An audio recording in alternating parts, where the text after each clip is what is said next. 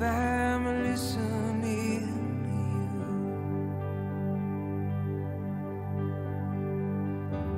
And that this heart of mine receives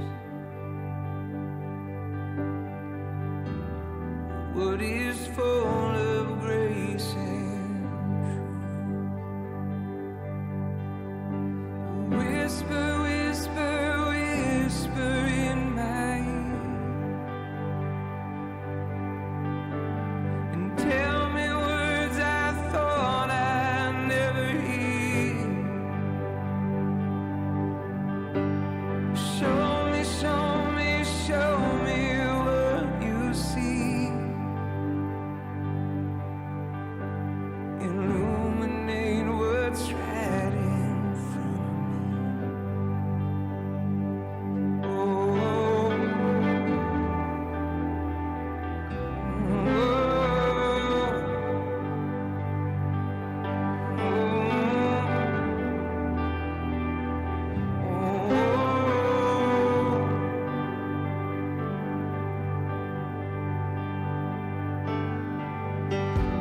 There's so much more to what we see.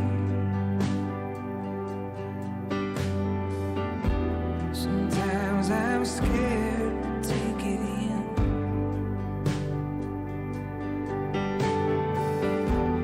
Is that you're right in front of me?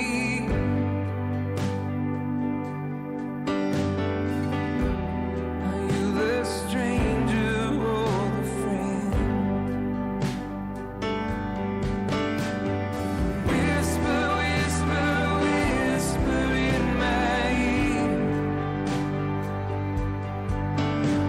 and tell me words I thought I'd never hear. Show me, show me, show me what you see. Illuminate what's right in front of me.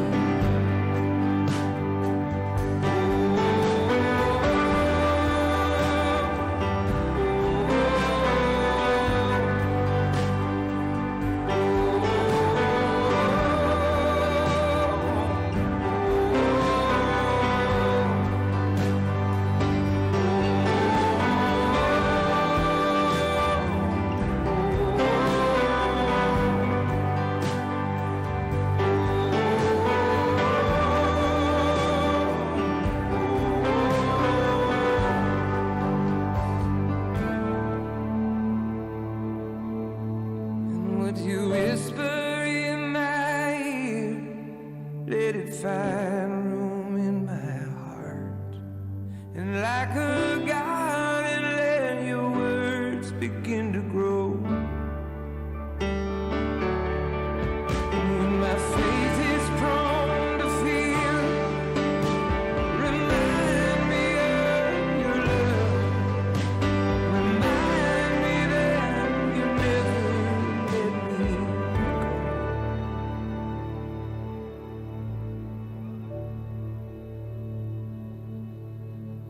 Remind me, remind me, remind me of your love. Remind me, remind me, remind me of your love. Oh, remind me, remind me, remind me of your love. Oh, remind me, remind me,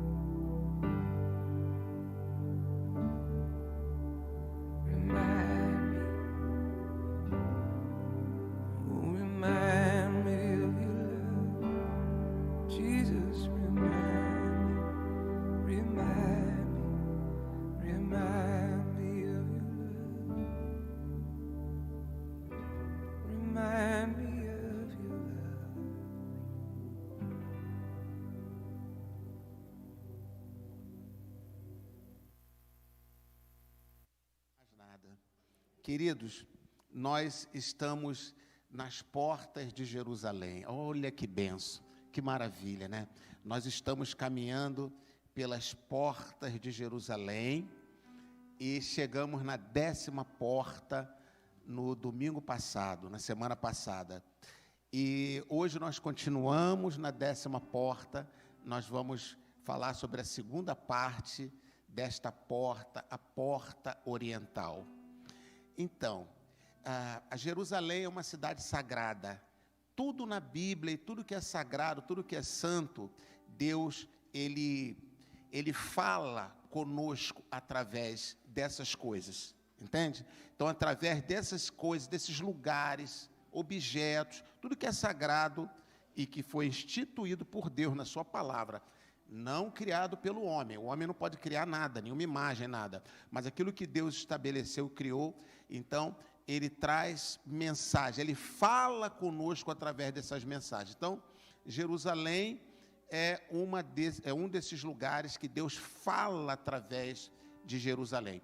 Uma outra coisa, uma outra verdade que a gente precisa entender sobre as coisas que Deus mostra para nós. Então, todas as coisas, elas sagradas, elas falam conosco, Deus fala conosco através delas. E um outro detalhe importante é que todas as coisas sagradas falam de Jesus. Amém? Então, elas sempre vão falar de Jesus. Então, Jerusalém, a cidade de Jerusalém, ela fala a respeito de Jesus. A cidade de Jerusalém tem 12 portas. 12 portas. Cada porta tem um nome. E a cidade de Jerusalém da terra, ela nos remete a Jerusalém celestial. Ela faz com que a gente olhe para cima e veja o céu através da Jerusalém da terra. Amém? Inclusive, há no céu uma cidade chamada Nova Jerusalém, que depois ela desce. Lá no Apocalipse, a Nova Jerusalém, ela desce, tá? Apocalipse capítulo 21. Essa cidade de 12 portas. E ela vem com outros nomes, ela traz os nomes das tribos de Israel, os seus fundamentos traz os nomes dos apóstolos. Ela vem bem diferente da Jerusalém da terra. Mas nós olhamos para essa Jerusalém da terra e perguntamos, o que Deus quer nos falar através dessa cidade de Jerusalém? O que Deus quer nos falar através dessas 12 portas, uma vez que cada porta tem um nome, e uma vez que a cidade e as portas representam também o Senhor Jesus. Então, a gente viu aqui que a primeira porta, a porta das ovelhas, fala da salvação que Jesus traz. Olha, gente, como que é tremendo a revelação da palavra de Deus.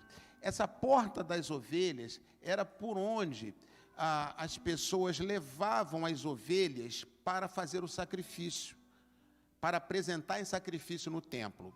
Então, passava pela porta, acessava a cidade. No centro da cidade, né, a estrutura mais importante e exuberante da cidade era o templo. O templo. Quando a gente olha para Jerusalém hoje, terrena, está bem diferente. Primeiro que ela não tem mais as 12 portas que tinha. São apenas 8 portas agora. Ela não tem mais o templo. Aí tem lá uma mesquita, né, muçulmana. Então, muitas coisas mudaram. Mas nós estamos falando da Jerusalém original, né, antes dessas mudanças todas, né? E a Jerusalém também, ela vai sofrer ainda mudanças, ela voltará a ter o templo no lugar dela, isso no final dos tempos. E nós não sabemos se vamos estar aqui para acompanhar isso, mas sabemos pela palavra de Deus que essas coisas vão acontecer. Mas essa porta das ovelhas era por onde as pessoas entravam e apresentavam as ovelhas para o sacrifício. Então, tinha que passar por essa porta. Os sacerdotes examinavam para ver se não tinha nenhuma mancha, nenhum defeito, porque a ovelha, o cordeiro, tinha que ser perfeito. Ele não podia ter mancha, não podia ter nenhum defeito. Por que isso? Porque era uma ordem que tinha na lei de Deus, na lei de Moisés, a respeito das ovelhas e dos cordeiros do sacrifício. Então, uma vez examinado pelos sacerdotes e aprovados, seguiam para o templo. E lá no templo era sacrificado. era apresentado aquele sacrifício de acordo, dependendo do que, para que era o sacrifício, né? Aí Jesus, quando está perto daquela Páscoa, e esse sacrifício aconteceu todos os dias, mas na Páscoa era especial, porque tinha o sacrifício da Páscoa, que era o cordeiro. Então, naquela semana da Páscoa, há 2000 anos, quando Jesus estava aqui na terra, Jesus passa pela porta das ovelhas. É interessante. Ele passa pela porta das ovelhas. E Jesus é examinado. E ele é examinado lá por Herodes, por os sacerdotes, depois vai para Pilatos, lembra? E o que aqueles homens dizem? Principalmente Pilatos, né? Que era o governador responsável para dar o veredito. O que ele diz? Isso é muito importante a gente perceber. Ele diz assim: eu não vejo culpa nenhuma neste homem. Ele é inocente. E tentou oferecer até um condenado lá para ser solto, para ser condenado e Jesus ser solto, porque tinha que soltar um. Então, vou botar aqui 2, esse aqui é inocente. E você sabe que o povo disse, né? Solte Barrabás, crucifique Jesus. Percebeu que ele foi examinado? Olha como que a palavra de Deus ela vai se cumprindo na vida de Jesus em detalhes. Ele morre na Páscoa, ele passa pela porta das ovelhas, ele é examinado, e depois ele, como um cordeiro, vai para a cruz e morre ali na cruz, sacrificado. É um sacrifício apresentado por nós, e ali se dá a nossa salvação. Então, olha como que a porta de Jerusalém falou para nós. Percebeu? Isso é um detalhe. Essa foi a primeira porta. Aí nós caminhamos por todas as portas. Depois passamos pela porta do peixe, que é a porta da provisão. Aí vimos por cada porta, chegamos na 10ª porta, que é a porta oriental. Isso está lá em Neemias. Eu uso o livro de Neemias, porque Neemias dá o nome de todas as portas. Porque ele faz a restauração dos muros de Jerusalém, e ele restaura cada porta e é dado o nome. Então, a gente usa o livro de Neemias só para a gente pegar o nome das portas. E lá em Neemias 3, 29, diz assim: depois deles, Zadok, filho de Imer, fez os reparos em frente à sua casa. Ao seu lado, Semaías, filho de Secanias, o guarda da porta oriental, fez os reparos. Então, olha que interessante. Aí nós conhecemos que existe uma porta em Jerusalém chamada Porta Oriental. Então, se há uma porta oriental na Jerusalém da terra, há uma porta oriental na Jerusalém celestial. Amém? Com a mesma função. Ela não precisa ter o mesmo nome, mas a mesma função. Então, a gente sabe que há uma porta oriental nos céus. Aí, nós vamos para uma revelação, lá no livro do profeta Ezequiel. Ele diz no capítulo 44, versículo de 1 a 3, ele diz assim, isso é profético, ele está tomado pelo Espírito, e ele está vendo em profecia, ele está vendo sobrenatural, ok? Aqui não é uma visão da terra, é uma visão terrena, uma visão celestial, que o profeta Ezequiel tem. Então ele diz assim, 44:1. Então o homem, que era um ser celestial, aparece aqui como um homem, tradução, um ser celestial, me fez voltar para o caminho da porta exterior do santuário, né, do templo, que olha para o oriente. Olha só, olha para o oriente. Ele está falando aqui da porta oriental, a qual estava fechada. Há um detalhe muito importante, a gente tem que observar todos os detalhes. Queremos ouvir Deus ou não queremos? Se nós queremos ouvir Deus, nós temos que prestar atenção nos detalhes. Não tem nada escondido, é tudo claro, mas tem que prestar atenção. Amém? Mas eu estou falando de prestar atenção, não é prestar atenção aqui só no que eu estou pregando, não. É prestar atenção, todo momento, você lendo a palavra, prestando atenção. É isso que eu estou falando aqui. Até porque eu sei que vocês estão prestando atenção aqui. Mas eu quero que você aprenda a prestar atenção sempre.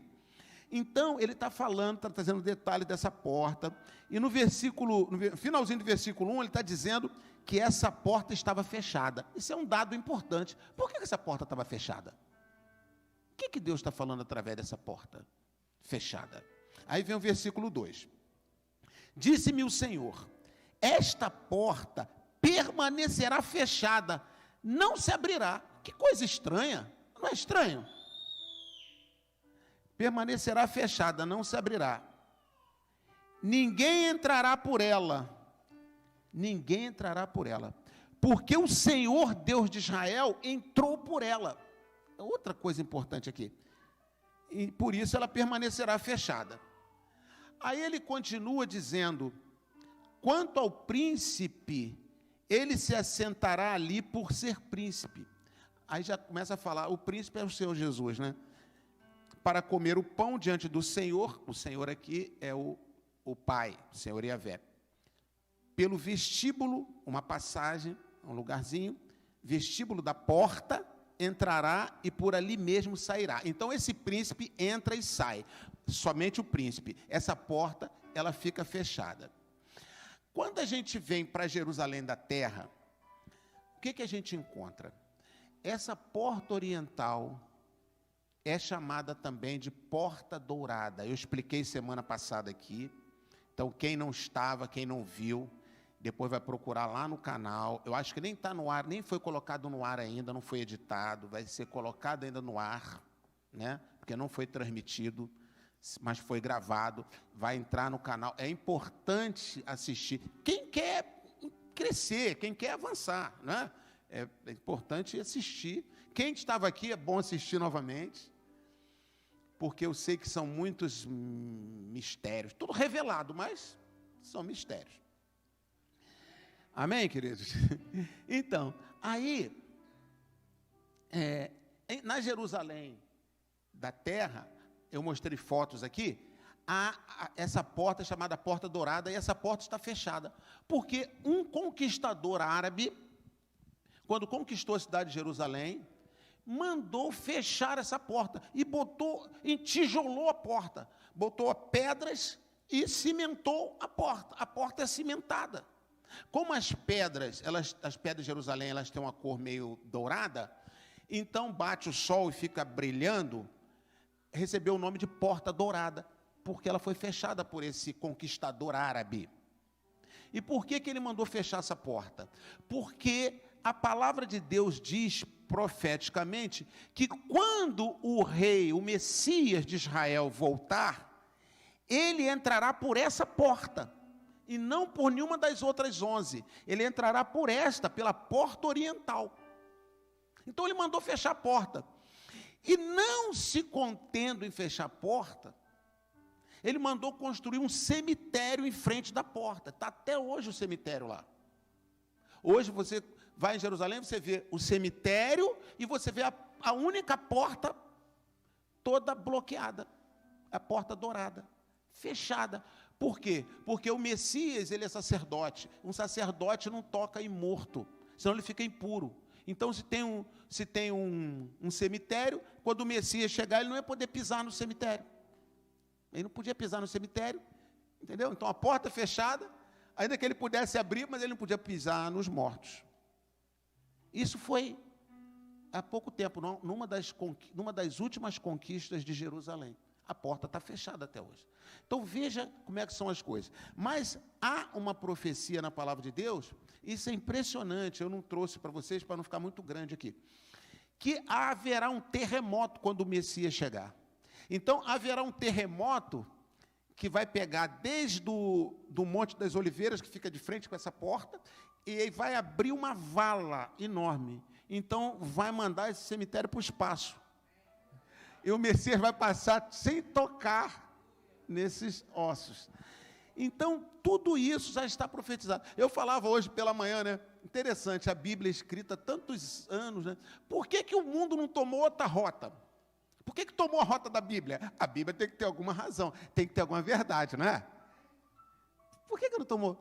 Quer ver? A Bíblia diz assim, lá atrás, muito tempo atrás, a Bíblia diz assim: Jerusalém será uma pedra pesada para as nações. As nações vão ter dificuldade. Elas vão ter dificuldade de suportar Jerusalém. Jerusalém vai ser um peso para as nações. Falou isso milhares e milhares de anos. Logo depois da Segunda Guerra Mundial, criaram a ONU. Então, a ONU ela cuida das nações, de todas as questões das nações, do mundo, não é isso? Então, a ONU tem resoluções. Então, as resoluções da ONU são para resolver problemas, conflitos entre as nações. Quase que a totalidade de todas as resoluções da ONU, você pode pesquisar, depois entra no Google e pesquisa lá, não fica só com a minha palavra, não. A maioria das resoluções da ONU, você vai ver, está ligada a Jerusalém. É o problema da Jerusalém, Israel, palestino, Jerusalém divide, não divide, é dos palestinos, é dos judeus, e aquela briga. Aí, resolução para cá, resolução para lá, reunião, esquenta a cabeça daqui, e acordo, assina acordo, desfaz acordo, e vai, com Jerusalém. Agora, o que é Jerusalém? O que é Israel? Israel todo é do tamanho de Sergipe, que é o menor país do Brasil, menor estado do Brasil. Pequenininho, micro, né? Lindo até, já estive em Sergipe, maravilhoso, Sergipe, as praias de Sergipe, mas pequeno, e comparado a todo Israel. Você imagina Jerusalém, que é uma cidade dentro de Israel, pequenininha, encravada no deserto, com os árabes, os beduínos andando pelo deserto, com camelo.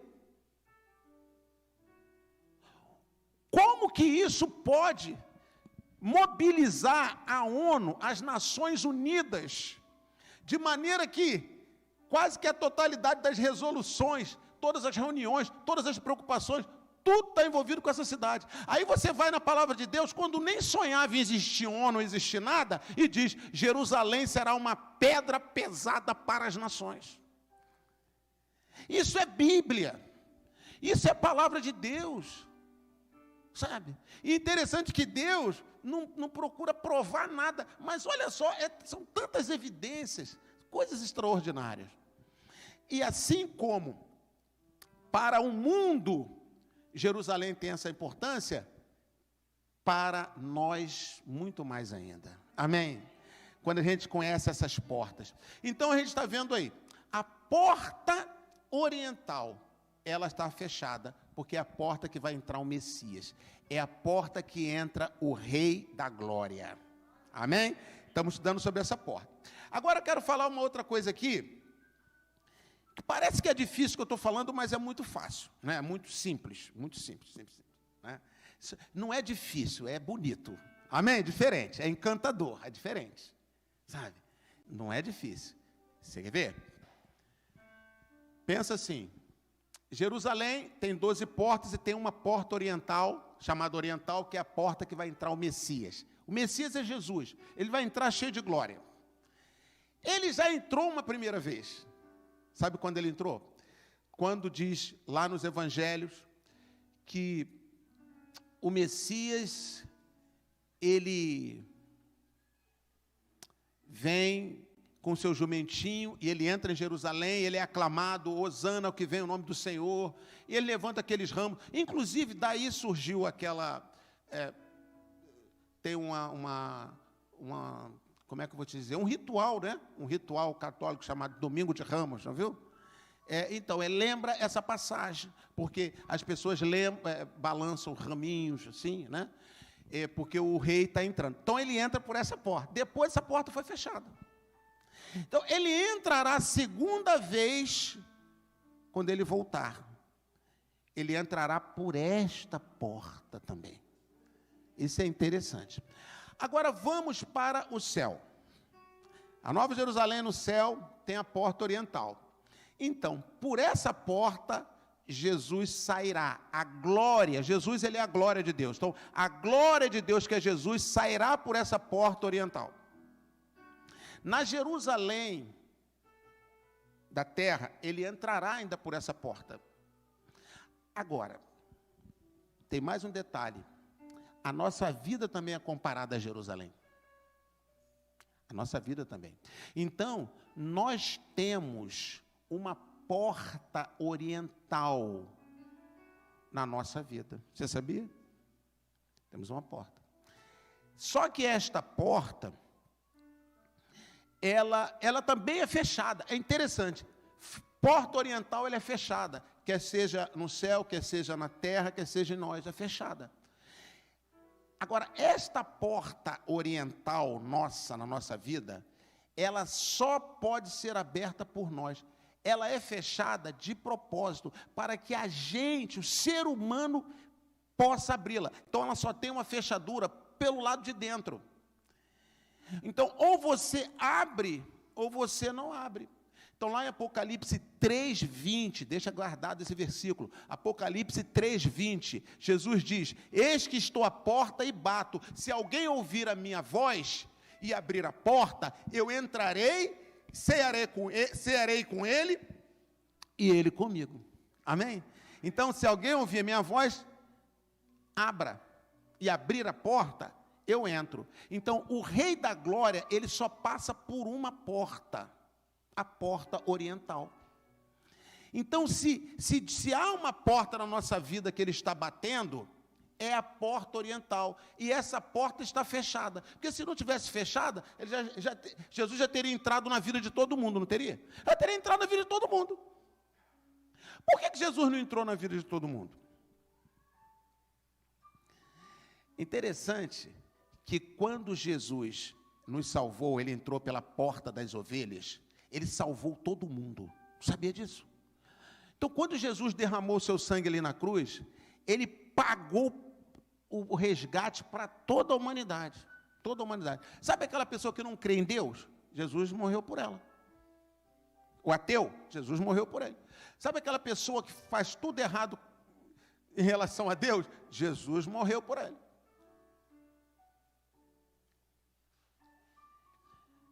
Só que agora, a pessoa precisa deixar essa glória de Deus, essa bênção, essa salvação, entrar dentro dela. Então, como é que ela faz? Ela tem que abrir essa porta. Então, a salvação, para ela ser recebida, ela é dada. A salvação é dada a todos, mas ela é recebida por alguns. Porque a porta da glória, a porta oriental na vida do ser humano é fechada. Essa porta é fechada. E por que ela é fechada na nossa vida? Para que a gente tenha o privilégio, o prazer, a alegria de pegar, segurar na maçaneta e abrir e dizer: Jesus, entre. Amém? Entre. Amém? A gente diz: entre na nossa vida. Aí ele entra. Interessante. Olha, gente, a gente pensa assim: puxa, mas Jesus só deve querer entrar naquela casa daquelas pessoas boazinhas, né? Faz tudo certinho. Jesus um dia estava passando, e estava aquela multidão com ele, né? Junto dele. Onde ele passava era uma multidão. Aí tinha um baixinho, você já conhece a história. Tinha um baixinho que ele ficava tentando ver. Eu vi muito falar sobre Jesus, tentando ver quem era Jesus, esse profeta, né? Esse que se diz o Filho de Deus. E ele tentando ver, mas não conseguia, porque ele era de pequena estatura. Qual o nome dele? Zaqueu, todo mundo aprovado aí. O que ele fez? Ele correu à frente da multidão, pelo lado, falou: ele vai passar por ali, correu, subiu numa árvore, num sicômoro, e ficou lá de cima, olhando. Ele era um pecador, ele era coletor de impostos para os romanos, ele era mal visto, todo complicado a vida de Zaqueu, né? E ele só queria ver Jesus passar. E Jesus está passando. Ninguém está dando bola para a árvore, muito bem por um baixinho pendurado na árvore, no meio dos galhos, né? Todo mundo focado em Jesus. Mas sabe, todo mundo estava focado em Jesus. E Jesus estava focado em todo mundo. Amém? Às vezes está todo mundo focado na gente, mas a gente não consegue focar em todo mundo. Mas Jesus consegue. Ele está focado em você também. Você, na sua vida, no seu problema, aquilo que ninguém está focado, aquela dor que ninguém está focado, ele está focado. Esse é Jesus. Aí Jesus, quando chegou perto da árvore, Zaqueu devia imaginar assim: ele vai passar, mas pelo menos eu vi. Puxa, que privilégio eu estou tendo de ver esse profeta. Eu estou vendo aqui de longe, não posso nem chegar perto, porque quem sou eu? Um tremendo pecador, esse homem santo ali. Vou só olhar ele aqui um pouquinho, que eu já vou me dar por satisfeito. E está lá, passando a multidão. Quando chega perto da árvore, Jesus para, na direção da árvore. Aí os discípulos todos pararam, né? Quase trombaram.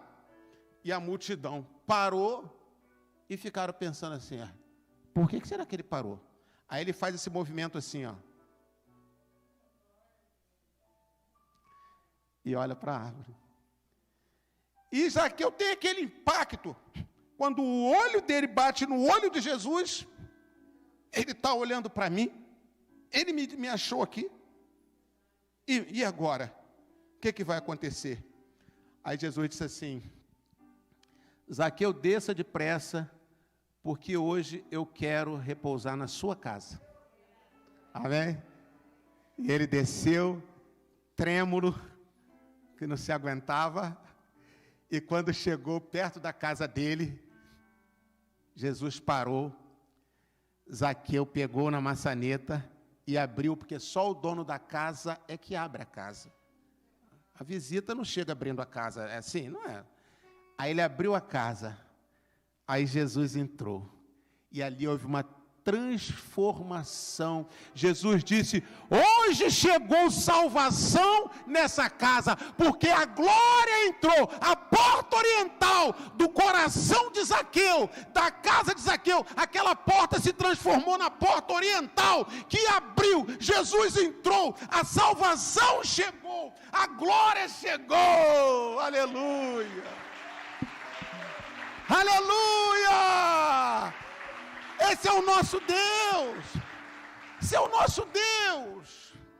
Veja a revelação da porta oriental. Aí vamos voltar para Ezequiel. Ezequiel foi tomado pelo Espírito de Deus. Um ser celestial levou ele no mundo espiritual e ele começou a ver coisas gloriosas. E a gente volta para Ezequiel agora no capítulo 43, versículos 1, 2, 4 e 5. 1, 2, 4 e 5. Eu estou lendo na versão Almeida, Revista e Atualizada. Aqui nós temos uma versão padrão nossa aqui da igreja, que é a NVI, a Nova Versão Internacional. Essa é a padrão. Mas nós usamos todas as outras versões da Bíblia em vários momentos, né? Usamos em alguns momentos. Então, agora nós estamos usando. Hoje pela manhã usamos a nova tradução da linguagem de hoje, não foi? Uma tradução muito gostosa de ler. Nova tradução da linguagem de hoje. Nós amamos a Bíblia e respeitamos a Bíblia, não modificamos a Bíblia, entendeu? Não colocamos a Bíblia no nosso bel prazer, nem colocamos a Bíblia no politicamente correto de nada. A Bíblia é o que é. Ela diz, a Bíblia quer dizer o que ela diz. E a Bíblia diz o que ela quer dizer. Então, você leu ali, é o que está, é aquilo ali. Entendeu? Que passar disso é procedência maligna. Não é? Então, nós amamos a Bíblia, por isso que a gente tem todas as versões. Embora a nossa versão padrão aqui é a NVI. Quando comprar uma Bíblia, né? Compra a NVI. Compra as outras também para estudar. Então, está lá. Ezequiel 43, 1, 2, 4 e 5, na versão Almeida, Revista e Atualizada. Então, o homem, né, esse ser celestial, me levou à porta que olha para o Oriente. Então, levou para a porta oriental, olha só. E eis que do caminho do Oriente vinha a glória do Deus de Israel.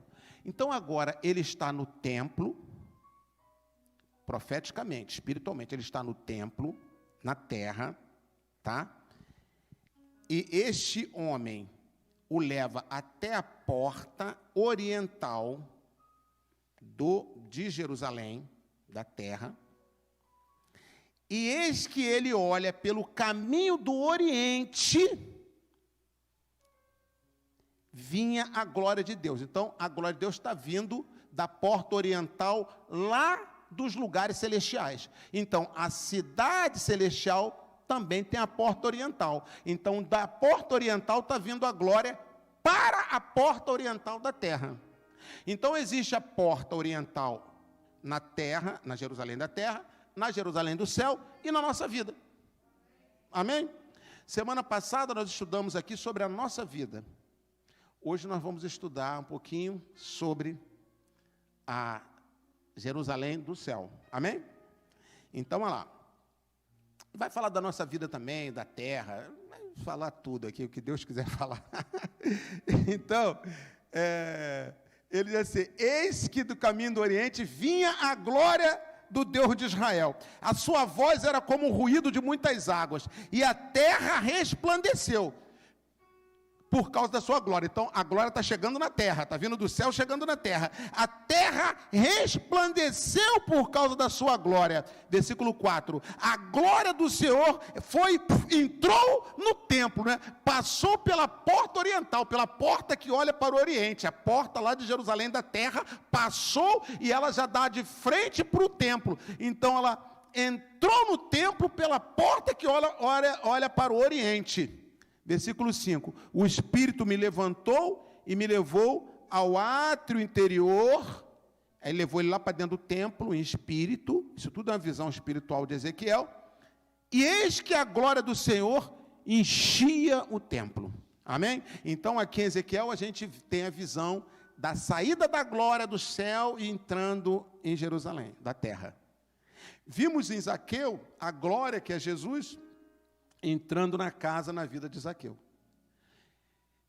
De tudo que a gente está aprendendo da porta oriental, se a gente guardar que há uma porta oriental em Jerusalém, terrena, uma Jerusalém do céu, e na Jerusalém que é a nossa vida, nós compreendemos toda essa palavra aqui de duas semanas. Não precisa lembrar de mais nada, é só lembrar disso. Lembrar que a glória é Jesus, que a glória passa por uma porta chamada oriental, que tanto no céu como na terra, como na nossa vida, existe. Jesus passou, ela tem que ser a porta oriental. Por que o nome dela é oriental? Não sei. Isso tudo faz parte do programa de Deus. Quando você pega uma planta de um engenheiro, se você não for engenheiro, você não vai compreender todas as coisas ali, todos os detalhes. Não é verdade? Não vai compreender todos os detalhes. Quando a pessoa é um construtor, um pedreiro, um construtor, ele compreende bem ali do que o engenheiro quis colocar, até porque ele é um construtor, então ele sabe ler a planta para ele executar. Mesmo assim, tem detalhes, códigozinhos que ele não sabe, mas que ele também não precisa saber, que não faz fazer diferença para a construção, entendeu? Mas que para o engenheiro montar, faz diferença. E nós leigos, então, olhamos para aquela planta, não entendemos nada, só entendemos que tem um quadradinho, isso aqui é a cozinha, isso aqui é o quarto, né? Entendeu? Então, eu me lembro que uma vez, nós estávamos para construir minha casa, né, uns anos passados, aí eu cheguei para o doutor Wellington, né, que é pastor também, o Eto, e hoje já está na glória, né, justamente com os anjos do Senhor. E eu falei para ele assim: doutor Wellington, eu estou para construir ali a minha casa. Era uma casa pequena, simples, né? Que eu ia chegar, pedir para o pedreiro: eu quero uma casa com 2 quartos, com a cozinha, com um banheiro. O pedreiro vai fazer a casa. O pedreiro não sabe fazer uma casa. Não é isso, João? Não é? Se te pedir para você fazer uma casa, você não faz uma casa? Faz uma casa, não precisa de planta, não precisa de nada. Você vai chegar lá, você vai receber o fundamento da casa e tal, vai fazer a casa. O construtor faz uma casa. Aí eu falei para ele assim: queria só que o senhor me desse uma ideia para eu aproveitar aqui melhor o terreno. Eu tive uma ideia assim, mostrei minha ideia para ele. Não precisa de uma planta, não. Ainda falei assim para ele, para o engenheiro. Falei: não precisa de uma planta, não. Quero só que você me dê uma ideia, só arriscar aqui para mim alguma coisa. Tá. Ah, tá bom, deixa eu ir lá. Aí foi lá, fez umas anotaçõezinhas lá no meu terreno. Passou um tempo, ele me entregou aqui. Aqui, o desenho. Aí quando eu peguei, era uma planta. Eu falei: doutor Wellington, o que é isso? Isso aqui é uma planta. É uma planta. Não, mas eu não precisava. Isso aqui era só um desenhozinho, não precisava de... Não, é isso aí. Tá bom, obrigado. Aí eu mostrei lá para as pessoas que iam fazer e tal, fomos fazendo. Então, o que eu entendi? Que não adianta você pedir para um engenheiro um um rascunhozinho. Entendeu? Um negócio é meia boca. Ele não vai fazer, ele vai te dar a planta. Não adianta você pedir para o médico, falar assim, pô, doutor, eu estou com esse problema, mas não precisa, me dá um negocinho qualquer aí, sabe? Dá qualquer coisinha aí, doutor, não precisa examinar, não precisa muito, não, pera lá, rapaz. Vamos aqui, vamos examinar, né? Não só um médico, como um psicólogo também, né? Já que é a minha área, né? Puxar um pouquinho de sardinha para a minha área, né? Puxar a sardinha para a área dos outros, né? Então, dependendo da situação, a pessoa vem e já quer logo uma palavra. Espera aí, não tenho como dar. Não tenho. Eu tenho que fazer a testagem, né? Porque é minha área de testagem também, né? Então, aí eu vou fazer, eu tenho que saber. Primeiro eu tenho que ver, através dos testes, dos inventários, o que realmente a pessoa tem. Principalmente se for criança, que é o que eu mais gosto. Que é o que eu mais gosto, né? Então, a gente tem que ver. Só depois que vê, leva um tempo para ver, aí que se aplica. Não pode ir de doidada, descabeçado. Olhar assim, é isso, faz isso. Isso não é científico, entendeu? Científico é você, vamos estudar, vamos fazer as testagens, vamos ver o que realmente tem. Aí eu entendi o engenheiro, cheguei para o engenheiro, viu, Marcelinho? Cheguei para o engenheiro, faz qualquer desenho aí, desenha qualquer coisa aí que a gente toca lá para fazer a casa. Dá para fazer isso? Qual engenheiro que vai fazer isso? Não vai. Ele foi e me deu uma planta. Eu falei, doutor Hélito, você me deu uma planta? Que benção, né? E mostra também como que as pessoas são zelosas, né? O doutor Hélito era muito zeloso. Ele que desenhou e fez esse templo aqui. Aí você vê o zelo, né? E não está no tudo que ele fez, não, tá? Não está. Tudo que ele fez, a gente ainda não implementou, que é o acabamento. Para você ter uma ideia, aquilo lá na frente que tem aquelas gradezinhas ali, aquilo ali a gente que botou. O projeto dele é que ele é uma torre de vidro. Amém? Coisa muito linda, impactante. Vamos chegar lá? Vamos completar? Amém? Né? Tem muita coisa bonita aqui. Isso aqui a gente foi remendando, mas o projeto original tem muita coisa bonita para entrar aí no templo. Glória a Deus. Então, mostrando, falando isso para vocês, como que Deus age, né? Como que são as coisas de Deus? As coisas de Deus são lindas, são belas. Então, guarda essa porta. Porta oriental. Porta oriental. Quando você estiver orando, você lembra dessa porta oriental, e é por ela que o Senhor vai vir a você também com revelações, sabe? E você vai ter muitas experiências tremendas com Deus. Quando a gente entende e crê, as coisas acontecem. Se a gente não crê, não entende, é difícil de acontecer. Amém? Muito bem. Eu quero hoje falar sobre 3 eventos maravilhosos e proféticos relacionados à porta oriental do céu. Amém? Essa porta oriental lá, celestial. No estudo número 1, portal 10, número 1, eu falei sobre a porta que é a nossa vida, o que acontece na nossa vida. Aí tem que esperar entrar lá no Provisão TV e assistir. E agora vamos falar da porta lá do céu. Da porta do céu. 3 eventos maravilhosos relacionados a quê? A glória de Deus, porque só a glória de Deus passa por essa porta. E quem é a glória de Deus? Jesus. Os discípulos disseram, vimos a sua glória, vimos a glória de Jesus, e era idêntica à glória do Pai. Olha que coisa linda, ele é a glória de Deus. Então vamos ver 3 eventos maravilhosos e proféticos sobre a porta oriental do céu. Primeiro, Jesus saiu pelo portal da glória, porque a porta oriental recebeu o nome no céu de portal da glória, amém? Jesus saiu pelo portal da glória de Deus para nos trazer a salvação. Então, quando a porta oriental no céu abriu,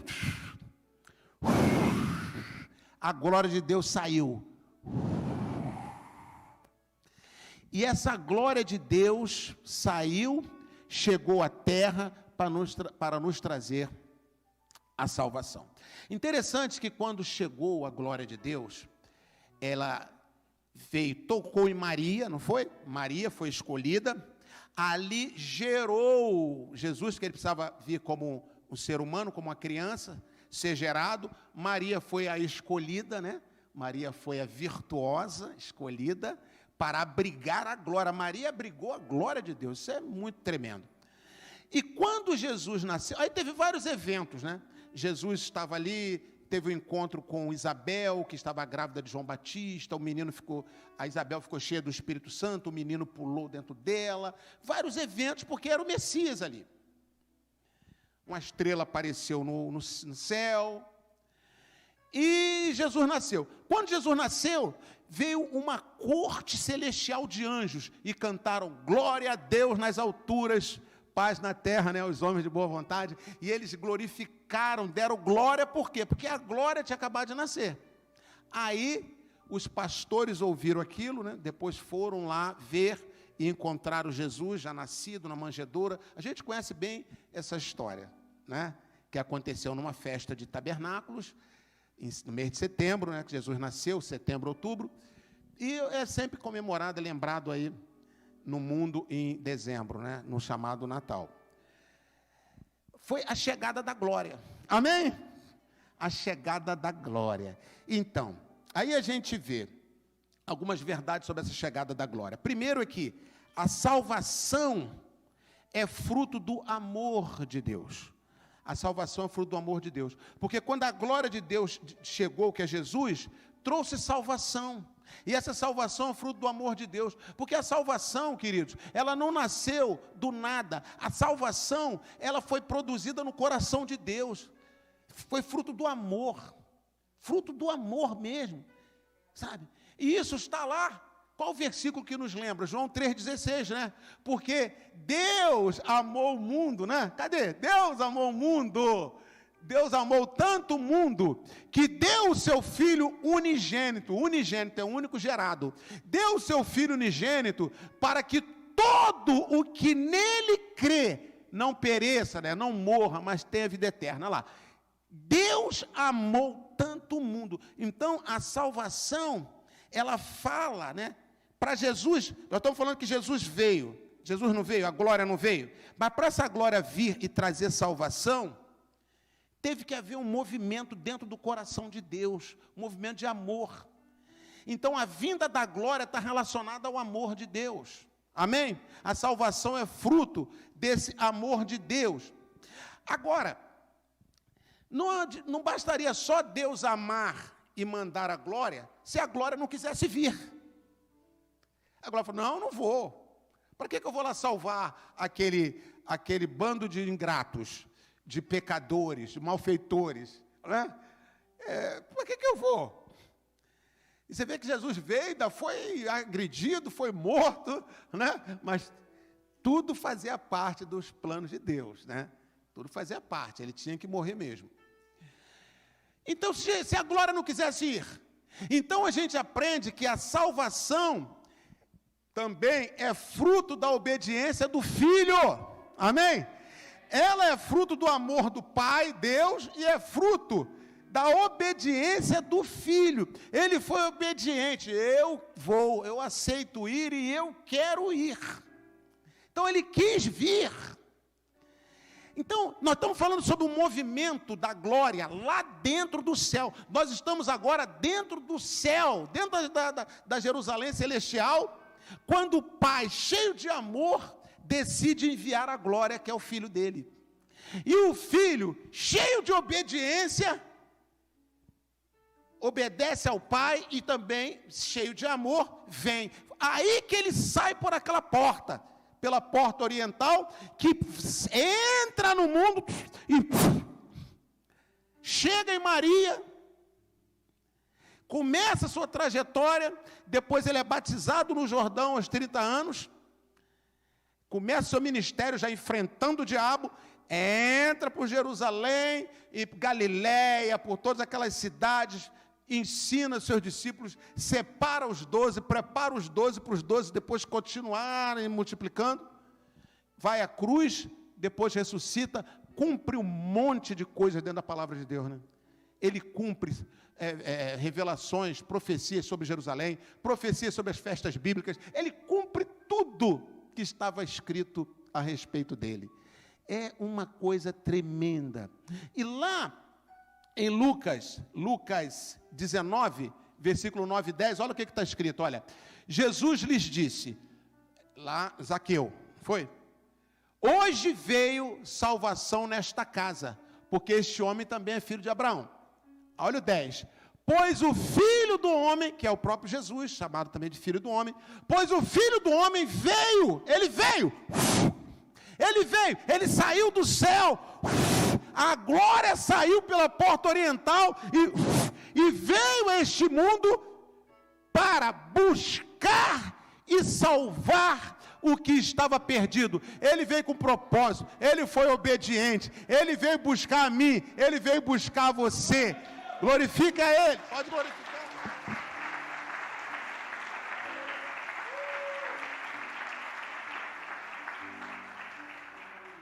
Amém?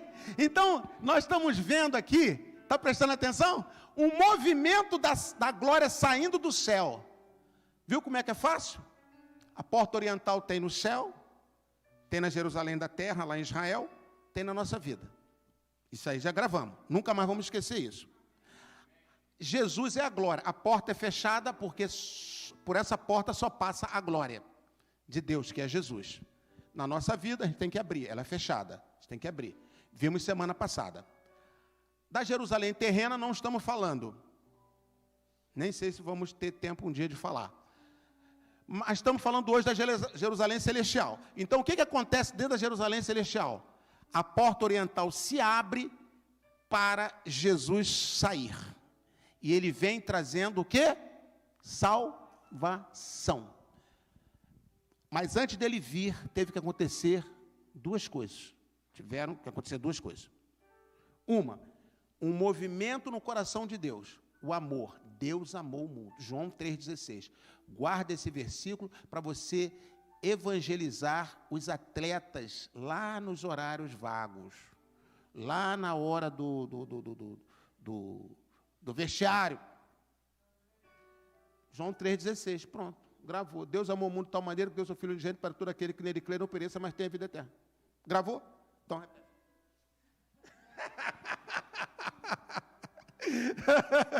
gravou, mas tem que treinar mais, não é isso? Eu sei, eu entendo, estou brincando. Então, aí, movimento do amor e o movimento de obediência. Jesus disse, eu vim buscar e salvar. Eu fui obediente ao meu Pai. E eu vim cumprir a missão, não importa o que aconteça. Então, a gente aprendeu aqui a primeira verdade aqui maravilhosa, né? A primeira maravilha dessa porta oriental foi a saída de Jesus vindo à terra. Essa primeira maravilha está descrita aqui. Jesus saiu pelo portal da glória de Deus para nos trazer a salvação. Amém? Então agora a gente sabe por onde Jesus saiu. Percebeu? Jesus me salvou, Jesus veio, nasceu em Belém, mas de onde ele saiu? E agora você sabe. E Jerusalém já nos falava isso. Quando a gente olha para Jerusalém, Jerusalém fala. É Deus falando. Essa porta aqui é a porta que o meu filho saiu. Jerusalém. Por isso que eu digo, vá a Jerusalém, ore a Deus, Deus vai te levar a Jerusalém. Para ir a Jerusalém é espiritual, você tem que orar e crer, e Deus vai te levar a Jerusalém. Há muitas pessoas que têm condição e não vão. E muitos que não têm condição e vão. Vá, quando você pisar em Jerusalém, você sabe que você está pisando num lugar santo, profético. Não importa se outras pessoas não considerem. Você vai considerar um lugar santo e profético.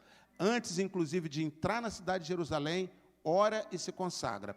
Quando a gente vai em grupo, nós fazemos uma ceia, celebramos a ceia do Senhor, nos consagramos e pisamos em Jerusalém. Nós não entramos em Jerusalém de qualquer maneira.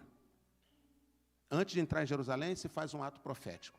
Isso é reconhecimento de Deus. Nós não estamos idolatrando o lugar, não é nada disso. Não tem nada a ver. Nada a ver. Nós estamos ligados com Deus, adorando a Deus. Amém? Estamos adorando a Deus. Nós não idolatramos nada, né? Crente não é idólatra. Nós não idolatramos nada. Muito bem. Então, pegamos aqui o primeiro evento. São eventos maravilhosos, né? Primeiro evento foi Jesus nos trazendo salvação. Segundo evento, Jesus entrou pelo portal da glória de Deus para consumar a nossa salvação. Jesus entrou pelo portal da glória de Deus para consumar a nossa salvação. O que é isso, consumar a nossa salvação? Ele veio à cruz e morreu na cruz. Já não está consumada a nossa salvação? Não. Quando um cordeiro, ele era sacrificado, o sangue era derramado, ele era sacrificado para perdão dos pecados daquele que oferecia o sacrifício. Ao matar o cordeiro e sacrificar, e o sangue dele cair, a pessoa já estava perdoada? Já estava tudo consumado? Não. Quando esse sangue era oferecido a Deus, era apresentado a Deus, aí estava consumado o perdão. Então não bastava sacrificar, tinha que apresentar a Deus. Amém? Então, este sangue foi apresentado a Deus. Então, Jesus levou este sangue e o apresentou a Deus. Então, quando Jesus disse assim, está consumado, está terminado a obra que ele fez. A obra que ele fez na terra. Está terminado, está consumado. Tudo que ele tinha que fazer, está consumado. Ok? Como a obra de Jesus é uma obra perfeita, entenda uma coisa. Quando Jesus já saiu do céu para a terra, você, querido, já está salvo. Antes de Jesus sair do céu para a terra, você está salvo. A Bíblia diz que, né, já estávamos salvos, porque em Cristo, nós fomos salvos em Cristo, né? Já desde a fundação do mundo. Amém? Então, não precisa você dizer, está consumado aqui que eu estou salvo. Não, você já está salvo antes. Porque quando Deus vai fazer algo, você pode ter certeza que Ele já fez. Quando Deus te promete algo, você pode ter certeza que Ele já te deu. Amém? Porém, existe os trâmites no tempo. Então, nós estamos vendo o trâmite do tempo. Quando ele morreu na cruz, derramou seu sangue, ele ali se entregou por nós. Mas faltava o quê? Ele apresentar esse sangue ao Pai, a quem de direito. O Pai dizer, aceito. Aí estamos perdoados. Só que esse movimento é um movimento muito rápido, muito automático. Muito automático. Você recebeu o Senhor Jesus, né? Esse é um movimento muito automático. Mas nós estamos vendo agora detalhes. Você quer ver detalhes? Então vamos ver detalhes, tá? Então, Jesus cumpre, cadê? Jesus entrou pelo portal da glória de Deus para consumar a nossa salvação. Então a gente vai ver que ele cumpre aqui, ele cumpre duas obras dos antigos sacerdotes. Então, a primeira obra do sacerdote faz é levar o sangue. Então, anote aí, primeira obra que Jesus cumpriu. Jesus levou ao céu o sangue do nosso sacrifício. Amém? Jesus levou ao céu o sangue do nosso sacrifício. Ele não apenas morreu na cruz, mas ele levou ao céu o sangue do nosso sacrifício. Jesus, quando morreu na cruz, ali estava a revelação do Cordeiro. O cordeiro, Jesus como o cordeiro de Deus. Mas quando ele vai ao céu levar o sacrifício, já não é mais o cordeiro. Já é a revelação do sacerdote. Sumo sacerdote. Então agora ele vai como sumo sacerdote. Então vamos acompanhando esses movimentos. E quando ele vai levar o sangue, ele passa por qual portal? Pelo portal oriental. Pelo portal da glória. Então Jesus passa por esse portal da glória. É o portal por onde ele saiu para trazer salvação. É o portal que ele entra como sacerdote. Então, nós vamos ver isso lá em Hebreus, capítulo 8, versículo 1 e 2. Hebreus 8, 1 e 2. Diz assim: o mais importante do que estamos tratando é que temos um sumo sacerdote. Está vendo aí? Está falando de Jesus. Sumo quer dizer principal. O mais importante que estamos tratando é que temos um sumo sacerdote, como esse, Jesus, o qual assentou-se à direita do trono da majestade nos céus, e serve no santuário, no verdadeiro tabernáculo que o Senhor Yahvé, o Pai, erigiu, construiu, e não os homens. Então, olha que impressionante, Jesus agora entra no céu como sacerdote, e lá tem um tabernáculo. Não precisa ter tabernáculo se não tiver sacerdote, e não precisa de sacerdote se não tiver tabernáculo. Então Jesus como sacerdote, ele entra no céu, e lá tem um tabernáculo que o próprio Deus construiu. E para que um sacerdote entra num tabernáculo? Para apresentar sacrifício. O sangue do sacrifício. O sacrifício é feito do lado de fora, no pátio. O sangue é levado pelo sumo sacerdote lá para dentro. Então, o sacrifício foi feito aqui na terra. E ele vai com o sangue e ele entra no céu para levar no tabernáculo. Ele passa pela porta oriental. Agora nós estamos dentro do céu e nós estamos vendo o que está acontecendo dentro do céu. O que aconteceu depois da crucificação. É isso que nós estamos vendo aqui. Amém? Aí ele entra e leva. Olha só, continuando ainda em Hebreus, capítulo 9, versículo 11 e 12, diz assim: quando Cristo veio como sumo sacerdote, não como cordeiro mais, mas como sumo sacerdote dos benefícios agora presentes, ele adentrou o maior e mais perfeito tabernáculo, não feito pelo homem, isto é, não pertencente a esta criação. Versículo 12, não por meio de sangue de bodes, porque um sacerdote tem que entrar com sangue, para apresentar, mas olha só, não foi por meio de sangue de bodes e novilhos, né, que são os animaizinhos mais novos, mas pelo seu próprio sangue, amém?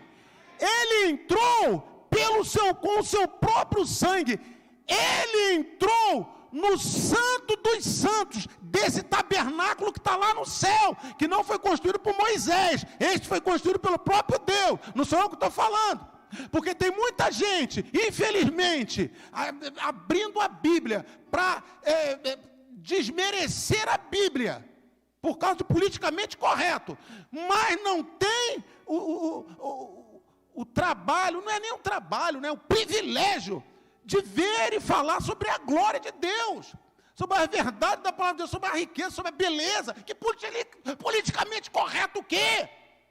Tem que saber de politicamente correto. Politicamente correto vai morrer todo mundo. Vai todo mundo para a posse, é comida de bicho. Para de dar atenção a mundo, a politicamente correto. Faça o correto. A ver de politicamente correto, faça o correto. O correto é obedecer a Deus. O correto é seguir a palavra de Deus, não é torcer a palavra. Esse que é o correto. Amém? Vamos dar um aplauso ao Senhor Jesus. Um aplauso a Ele. Aleluia.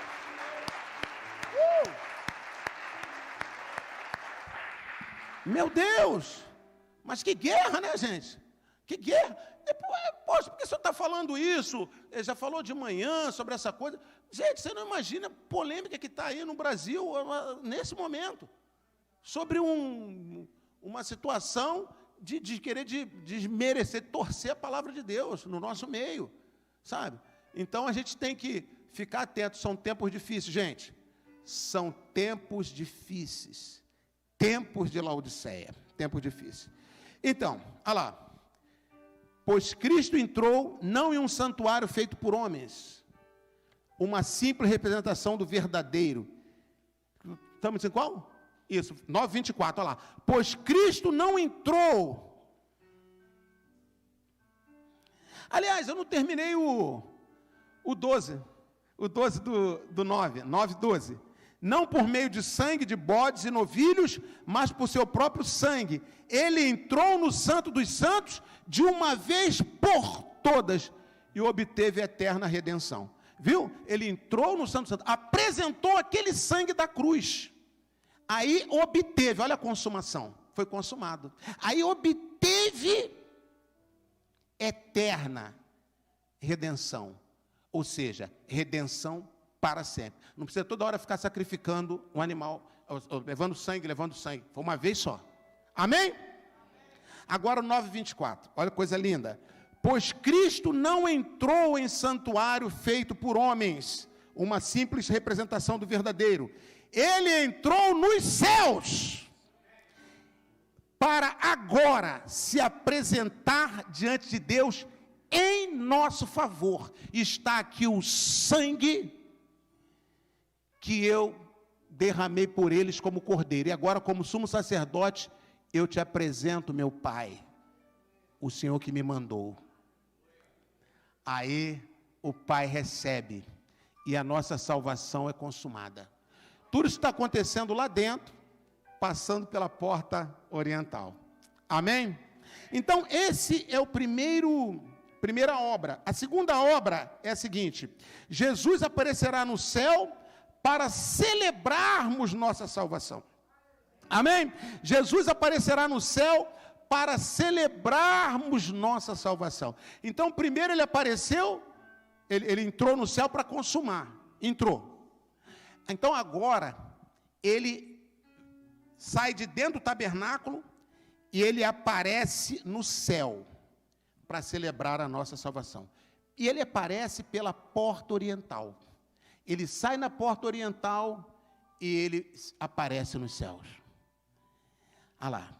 Então, a gente vai ver que é exatamente o que o sumo sacerdote fazia no dia do Yom Kippur. Ele entrava, apresentava, depois ele saía na porta.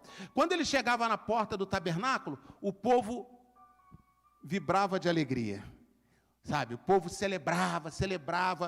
Por quê? Porque o sacrifício foi aceito. Então vai ter o dia que ele vai aparecer. Ele sai da porta oriental e aparece nos céus. Então, quando ele aparece, vai ter muito júbilo. Vamos dizer, o Pai aceitou o sacrifício. Só que nós já sabemos que o Pai aceitou. Nós estamos salvos para sempre. Mas esses eventos todos têm que acontecer. Entendeu? Esses eventos todos têm que acontecer e vão acontecer. Hebreus 9, 27 e 28. Da mesma forma como o homem está destinado a morrer uma só vez, e depois disso enfrentar o juízo. Então, não tem reencarnação, ok? Não tem reencarnação. Morreu uma vez só, tá? Existe ressurreição. Há grupos, né, que creem na reencarnação. A pessoa morre, volta no outra criança, morre, volta, até se aperfeiçoar e não voltar mais. Isso é reencarnação. Então, nós, pela palavra de Deus, pela Bíblia, cremos na ressurreição. Então, reencarnação, fica voltando. Ressurreição, morre uma vez só. E não volta. Entendeu? Cada bebê que nasce são almas novas. Almas novas. Não é alma reciclada, almas novas. Ok? Isso é que ensina a Bíblia. Então, nós somos o povo da ressurreição. Amém? Uma vez eu vi num carro assim,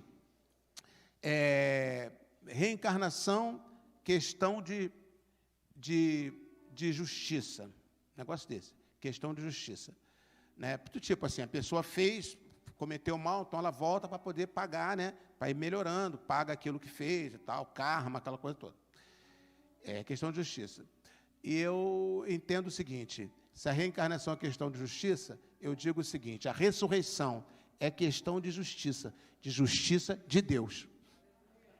Ressurreição é questão de justiça de Deus. Deus nos justificou e por isso morremos, ressuscitamos e acabou, tá?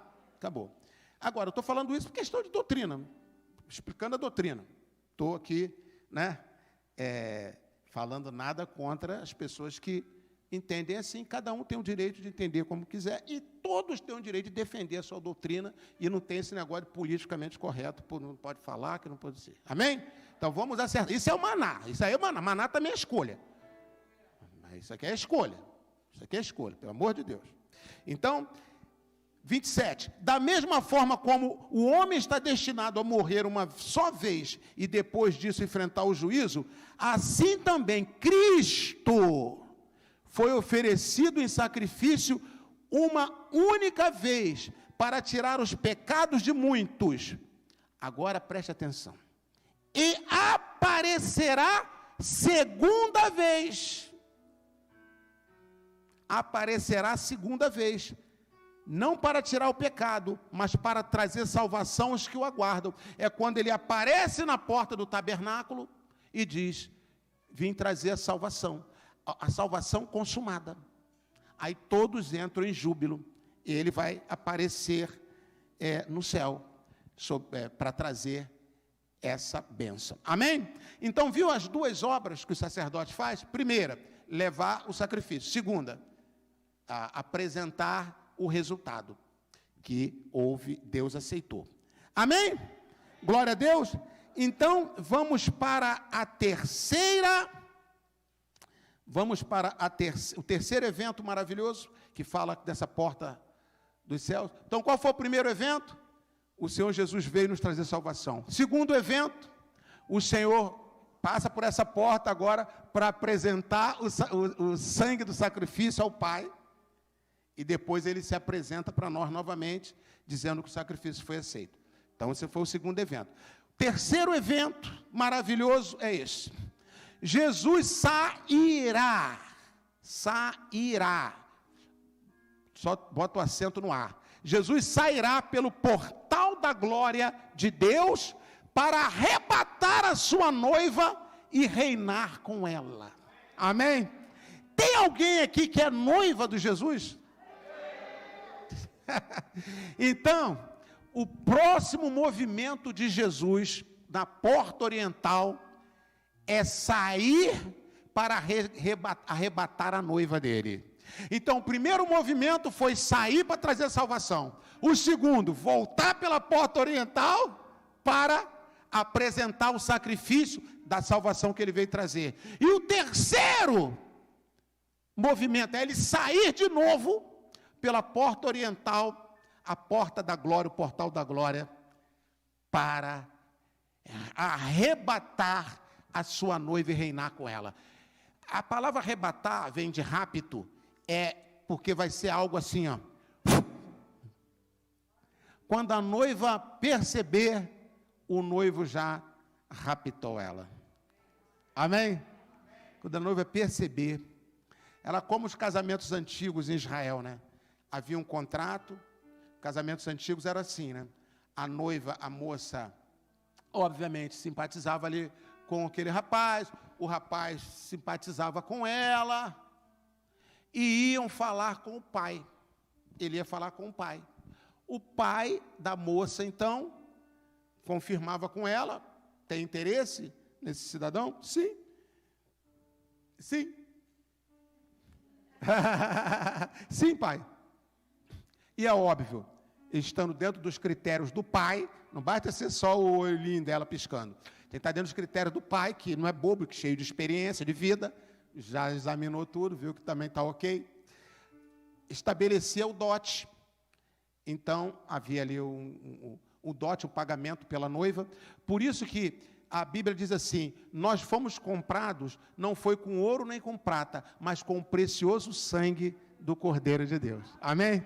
Então, teve um dote pago, sabe? Você é uma noiva que foi comprada a preço muito maior do que ouro e prata. a preço de sangue, e não qualquer sangue, o sangue do Cordeiro. Então, se valorize, noiva, se respeite, noiva. Amém? Glória a Deus. Então, pagava-se o dote. Pagava o dote e assinava um contrato, uma espécie de um testamento. Por isso que Jesus também diz, esse é o sangue do Novo Testamento. Então, houve um testamento, houve um pacto. Havia um pacto estabelecido, por isso você tem o Velho Testamento, que é o Antigo Pacto, e o Novo Testamento, que é o Novo Pacto no sangue de Jesus. Tudo isso do casamento antigo em Jerusalém, em Israel, aconteceu e acontece conosco, que somos a noiva. Depois, então, o noivo ia para a casa do pai e a noiva ficava. Não tinha esse negócio de namorico, não. É compromisso de excelência. Bota o negócio na cabeça de vocês. Então, não precisa nem se ver. Um dia desse eu estava conversando com uma moça, com a Roseli. Não sei se a Roseli está aqui hoje. A Roseli da Rebequinha e do Teomar. Não estão aqui hoje não, né? No templo. Então a Roseli deve estar lá assistindo de casa. Um beijo aí para Roseli, Teomar e a Rebequinha. Então ela estava falando comigo, né? Eu vou falar aqui coisas básicas, a gente estava conversando um dia desse, e ela contando um pouquinho da história dela, que ela, por circunstâncias, né? O Teomar estava numa cidade, aqui no Rio, ela lá na Bahia, então eles ficavam por correspondência.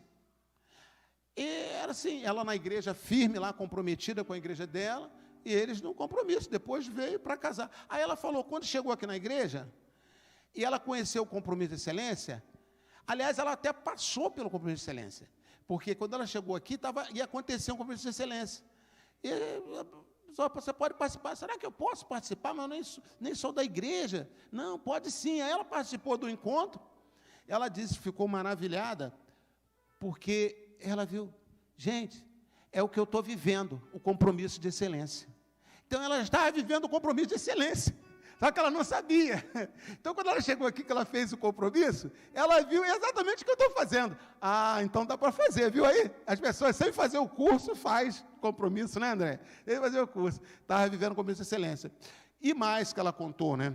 E mais, que ela, nesse encontro compromisso, ela foi muito abençoada, tratada de formas, assim, tremendas. Um dia, eu até falei com ela, olha, um dia você vai dar um testemunho lá, até no encontro aí, compromisso, porque ela veio para o encontro, ela já vivia o compromisso sem saber, ela já vivia, porque o compromisso de excelência, como é que você consegue viver o compromisso de excelência sem você fazer o curso compromisso de excelência aqui na igreja? Como? Como é possível isso? Sabe como é que é possível? É porque o compromisso de excelência está na Bíblia. Então, quando você lê a Bíblia e acompanha, você fizer como está na Bíblia, você vai fazer igualzinho está no compromisso de excelência. Você percebeu? É a Bíblia, o compromisso de excelência. Ele só é organizadinho, mas é tudo já da Bíblia. Você pega e organiza aquele trabalho. Mas não é só ensinar como namorar. O compromisso de excelência, o seminário compromisso de excelência é muito mais do que ensinar como namorar. Ele é um tratamento de libertação espiritual, de cura interior, sabe, de limpeza da alma, de quebra de alianças antigas. É um seminário de guerra fantástico. Vocês sabem que uma vez nós tentamos levar para uma igreja, né, mais antiga, que sabe o que aconteceu, né, do ataque que sofremos no nosso ônibus, porque é guerra, porque é um seminário de guerra. Tudo que é feito aqui é de muita guerra. Esse seminário que nós fizemos agora, esse encontro que nós fizemos, Geração Ouro, que encontro tremendo. Que encontro que até eu gostaria de passar por um encontro desse. Você, apóstolo? Não gostaria de passar?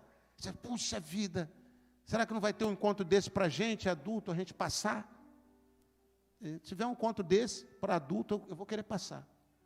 Geração Ouro, que encontro. Aí o inferno se levanta. Mas se levanta para cair, né? Como é que é aquela música? Como é que é aquela música?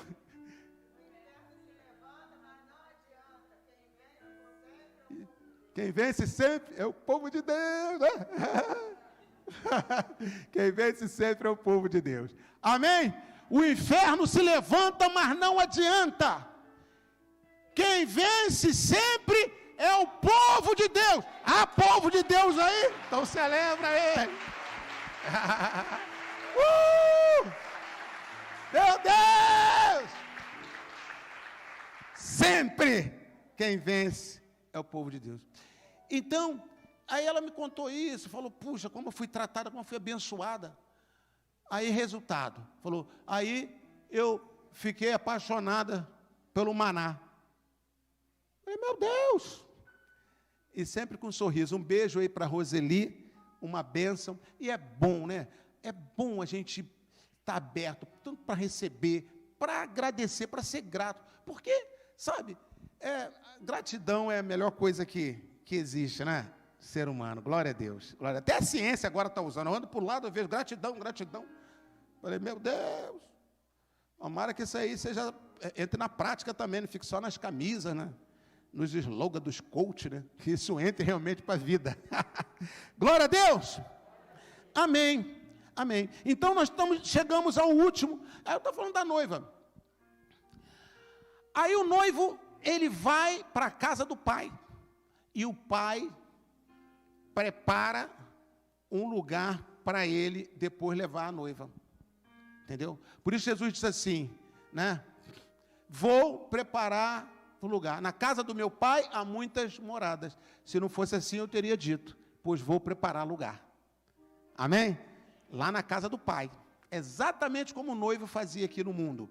No Israel, o tempo antigo. Agora já mudou. O tempo antigo era assim. Aí, ele deixava um amigo, chamado de amigo do noivo. O amigo do noivo, ele ficava vendo as coisas, né? Ele avisava, ó, a noiva está pronta, vai falando sobre a noiva, vai dando algumas instruções. Era um amigo do noivo, chamado amigo do noivo.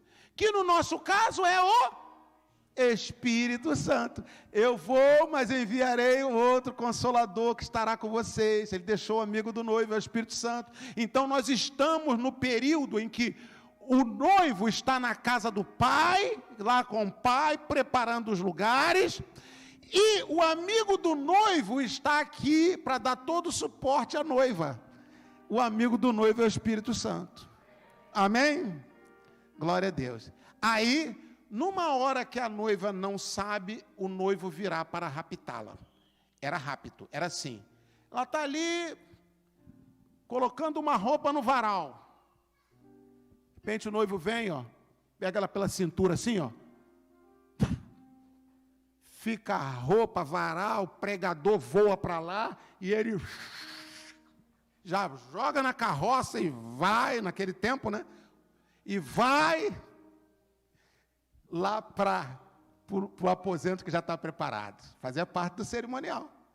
Por isso que ela estava sempre arrumadinha, porque ela não sabia a hora que o noivo ia chegar. Sempre preparadinha. Está vendo aí? Aí Jesus vai cumprindo todas essas etapas. Que coisa linda, né?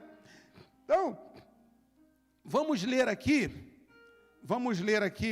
lá em 1 Tessalonicenses 4, 16, 17. Diz assim, pois dada a ordem, com a voz do arcanjo e o ressoar da trombeta de Deus, o próprio Senhor Jesus descerá dos céus. Amém? E os mortos em Cristo ressuscitarão primeiro. Depois nós, os que estivermos vivos, Paulo tinha essa expectativa, hein? Há 2000 anos. Então, se ele tinha essa expectativa, muito mais a gente tem que ter, né? E nós, os que estivermos vivos, seremos arrebatados com ele nas nuvens, porque ele vai estar nas nuvens, amém? Ele vai estar nas nuvens, ele sai da porta oriental para buscar a noiva, então seremos arrebatados com ele nas nuvens para o encontro com o Senhor Jesus nos ares, e assim estaremos com o Senhor para sempre, casados, amém? Você pode dar um aplauso a Yeshua? Aleluia! Oh, meu Deus, que tremendo. Aí agora vem a pergunta que não quer calar. Por qual porta o noivo saiu para essa segunda vinda? Por qual porta o noivo saiu para resgatar a sua noiva? Por qual porta? Porta oriental? Sim, então vamos ler em Mateus 24, 27, vamos lá? Porque assim como o relâmpago sai do Oriente, da onde ele sai? Da onde ele sai? Assim como o relâmpago sai do Oriente e se mostra no Ocidente, assim como ele sai do Oriente, assim como ele sai, como o relâmpago sai do Oriente, dessa mesma forma, assim será a vinda do Filho do Homem pelo Oriente. Aleluia!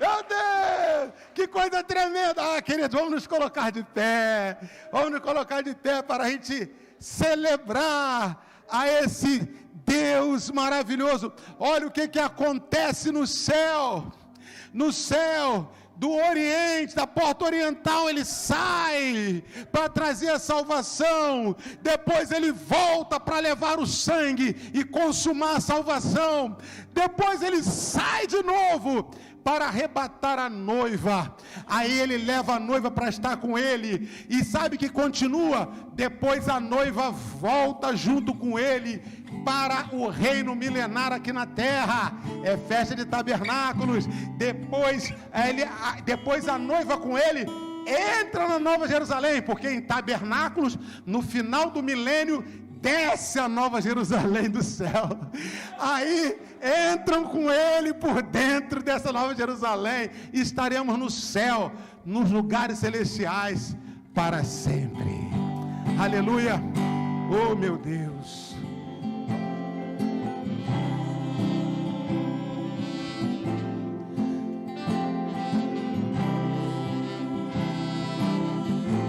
Querido, lembra de uma coisa, você é noiva do Cordeiro, você é noiva. Atenção, pré-adolescente, atenção, adolescentes, jovem, adulto, terceira idade, meia idade, você é noiva, você tem um noivo. Preste atenção agora, não pense em nada agora, pense somente na minha voz agora. Qualquer coisa que quiser entrar na sua mente, rejeita agora, só a minha voz. Você é noiva de Jesus. Ele está preparando um lugar para você. A qualquer momento, Ele vem te buscar num arrebatamento. A qualquer momento. Então, tudo que você se envolve, profissionalmente, emocionalmente, sentimentalmente, tudo que você se envolve, lembre de uma coisa, você está noiva, você está em noivado, há um noivo preparando tudo para você. Ele deixou um amigo dele, que é o Espírito Santo, que através desta igreja, dessa palavra, de todas as igrejas e pastores, o Espírito Santo vai nos lembrando disso. Você é noiva. Olha com o que você se envolve e até onde você pode se envolver, porque nesse mundo Podemos tudo, mas nem tudo convém. Nem tudo convém por quê? Porque nós já temos compromisso. Por isso que nem tudo convém. Mas tudo é lícito, tudo é possível. Estamos dentro da Babilônia. Não podemos sair da Babilônia.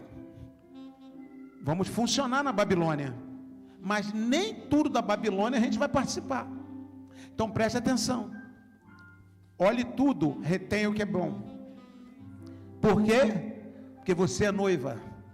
Você tem um noivo.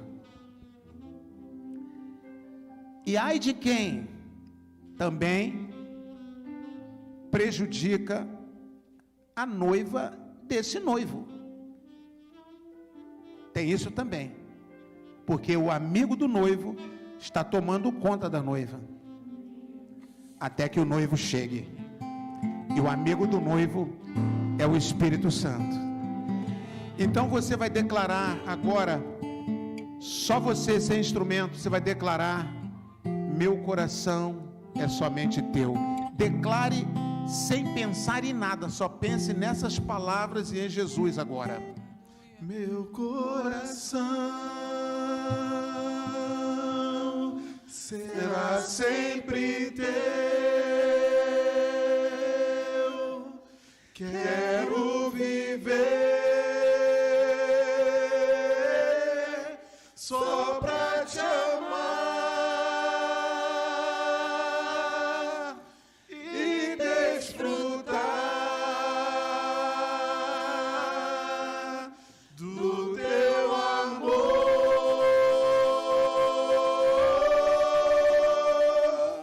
Me envolver em teus braços, sentir teu calor. Oh, aleluia, aleluia, aleluia. Que bom, queridos, estarmos juntos nessa comunhão tão maravilhosa. Que nesta semana seja mais uma semana de bênçãos, de vitórias. Que o Senhor te sustente em meio às lutas e às guerras, porque no mundo temos aflições, mas devemos manter o ânimo, sempre animados, porque Jesus venceu e nós venceremos com Ele.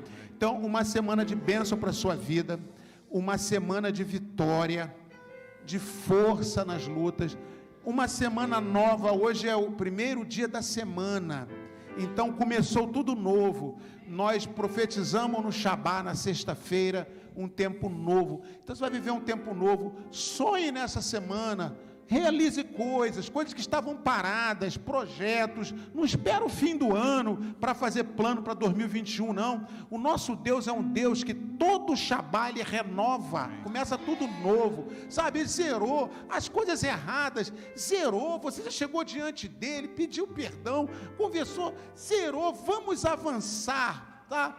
Que Deus abençoe. Vocês são uma igreja viva num tempo morto, sabe? Uma igreja quente numa época morna. Nós estamos procurando nos aquecer a cada dia. Olha, que Deus te fortaleça, tá?